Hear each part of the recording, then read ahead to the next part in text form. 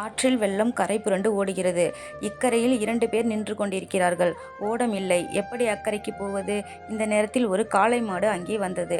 அதுவும் அக்கரைக்கு போக வேண்டும். ஆனாலும் அதற்கு ஓடம் எதுவும் தேவைப்படவில்லை. அப்படியே ஆற்றில் பாய்ந்தது. நீந்த ஆரம்பித்தது. இதை பார்த்த 2 பேரில் ஒருவன் ஆற்றில் குதித்தான்.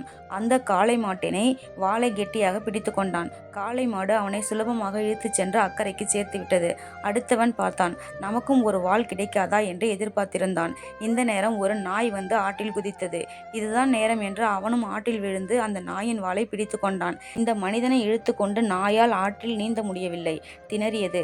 ஒரு கட்டத்தில் நாய் வாழ் என்று கத்த ஆரம்பித்து விட்டது. விளைவு இருவரும் ஆற்று நீர் போகும் திசையிலேயே மிதந்து போய்க் கொண்டிருக்கிறார்கள். அவர்கள் போக வேண்டிய திசை வேறு, போய்கொண்டிருக்கும் திசை வேறு. கரை சேர நினைத்த மனிதர்களின் கதை இது. சிலர் கரையிலேயே நின்று விடுகிறார்கள். சிலர் காளையின் வாலை பிடித்து கொள்கிறார்கள். சிலர் நாயின் வாலை பிடித்து கொள்கிறார்கள். நன்றி.